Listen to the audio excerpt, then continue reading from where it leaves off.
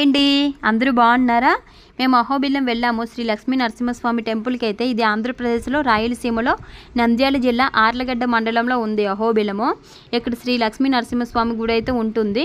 మరి మేము ఇక్కడికి ఎలా వెళ్ళాము, గుడి ఎలా ఉంది మొత్తం అయితే చూపిస్తాను. మేము చాలా రోజుల నుంచి వెళ్దాం అనుకుంటున్నాము. ఇప్పటికైతే కుదిరింది. ఇంకా స్వామివారి అనుగ్రహం అయితే ఇప్పుడు కలిగింది మా మీద. ఇంకా వెళ్తున్నాము. మరి మేము ఎలా వెళ్తున్నాం అని చూపిస్తాను. ఇంట్రెస్ట్ ఉన్న వాళ్ళు మొత్తం చూసేయండి. మేమైతే డోన్ నుంచి వెళ్తున్నాము. ఇంకా 4ంటికి నిద్ర లేచేసి 5 కల్లా రెడీ అయిపోయినాము. 5:20 కల్లా డోన్లో ట్రైన్ అయితే ఉంది. ఇంకా నంద్యాల వరకు ఆ ట్రైన్. నంద్యాలలో దిగేసి ఇంకా ఆర్లగడ్డ బస్సు అయితే ఎక్కాము. అహోబిలం వెళ్ళాలి అనుకునే వాళ్ళు ఆర్లగడ్డ వెళ్తే నెంబర్ ఆఫ్ బస్సులు ఉంటాయి అహోబిలం అయితే. ఇంకా మేము 8:30 కల్లా ఆర్లగడ్డ అయితే వెళ్ళిపోయినాము. ఇంకా 9 కల్లా బస్సు ఉంది కాబట్టి ఇంకా హాఫ్ అన్ అవర్ టైం ఉందని ఇంకా టిఫిన్లు కూడా చేసేసి వీళ్ళు ఒక బస్సు కూడా వచ్చింది. బస్సు కూడా ఎక్కిపోయినాము.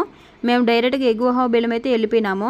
అక్కడ బస్సులన్నీ కూడా ఇక్కడన్నీ ఆఫ్ చేసేసారు. ఎలాంటి వెహికల్స్ కూడా పైకి అయితే అలౌ చేయలేదు. ఇంకా ఫ్రీ బస్ అయితే అక్కడ ఉంది. ఆ ఫ్రీ బస్ అయితే ఎక్కిపోయి అయితే వెళ్ళిపోయినాము. పైకి వెళ్ళేటప్పుడు అయితే ఇలా కొన్ని స్టెప్స్ అయితే ఉంటాయి. ఇవి ఎక్కుకుంటూ పైకి వెళ్ళాలి. చూడడానికి అయితే చుట్టూరు కూడా కొండలు పచ్చగా అన్నీ కూడా చాలా బాగున్నాయి చూడడానికి.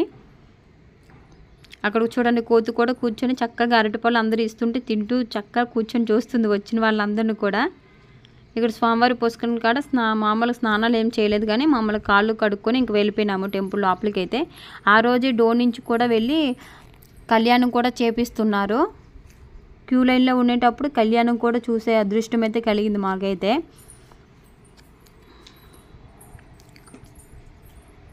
అక్కడ వెళ్తున్న దారిలోనే లక్ష్మీ నరసింహస్వామి, ప్రహ్లాదుడు, హిరణ్యకశిపుడు ఫోటో కూడా ఉంది. మా రిషికి మొన్న ఇంకా స్టోరీ కూడా ఎక్స్ప్లెయిన్ చేశాను.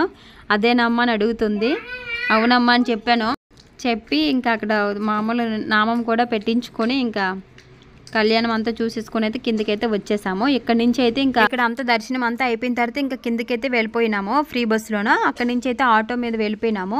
ఇంకా వెహికల్ ఏదైనా బుక్ చేసుకుని వెళ్ళిపోతే తొందరగా వెళ్ళిపోవచ్చు. లేదంటే ఆటో నిండి వరకు ఆటోలు అయితే తీరు. మాకైతే వెంటనే ఆటో నిండిపోయింది. ఇంకా కిందకి అయితే వెళ్ళిపోయినాము దిగువ అహోబిలము. వెళ్ళిపోయిన తర్వాత ఇంకా గుడి లోపలికి అయితే ఎంట్రన్స్ ఇది చూడండి చాలా బాగుంది. ఇక్కడ ఉండి ఒక్కొక్క స్తంభం అయితే చూస్తూ ఉంటే చాలా బాగుంది. లోపలైతే ఎంత బాగా చెక్కారో విగ్రహాలు అయితే అనిపిస్తుంది.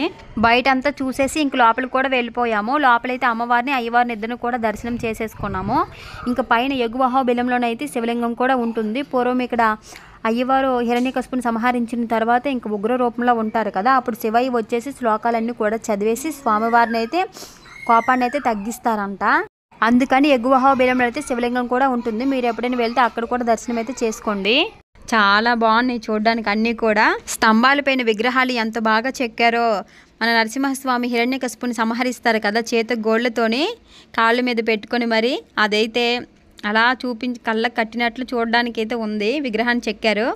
అలానే మన 5 సంవత్సరాల బాలుడు కదా ప్రహ్లాదుడు, విష్ణుమూర్తి అంటే చాలా భక్తి కదా, కానీ తండ్రికి మట్టు దేవుళ్ళు అంటే ఇష్టం ఉండదు. ఎందుకంటే వాళ్ళు రాక్షసులు కాబట్టి ఎప్పుడు దేవుడు అంటాడు. అసలు దేవుడు ఎక్కడ ఉన్నారు అని అడిగితే ప్రహ్లాదుడు అన్ని చోట్ల ఉంటారని చెప్పగా, ఈ స్తంభంలో ఉంటారా అని అడుగుతాడు హిరణ్యకశిపుడు. ప్రతి చోట ఉంటాడు, ఈ స్తంభంలో కూడా ఉంటారు నా స్వామి అని అడిగితే ఆ స్తంభంని అయితే పగలగొట్టేస్తాడు హిరణ్యకశిపుడు.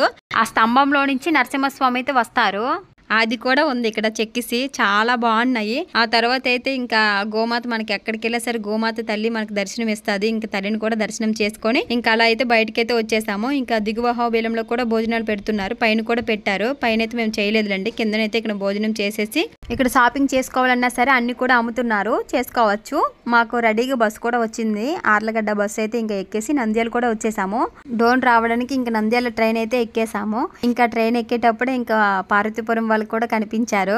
మన సైడ్ అంటే ఆనందమే వేరు కదా. ఇంకా డోన్ వచ్చే వరకు వాళ్ళతో మాట్లాడుకునే ఉన్నాము. అలా కూడా అహోబిలం ప్రయాణం అయితే ఇలా జరిగింది. వీడియో నచ్చిందా? నచ్చినట్లయితే చిన్న లైక్ చేసేయండి. అలానే ఫస్ట్ టైం చూస్తున్నట్లయితే సబ్స్క్రైబ్ చేసుకోవడం మాత్రం మర్చిపోవద్దు. Thank you, bye.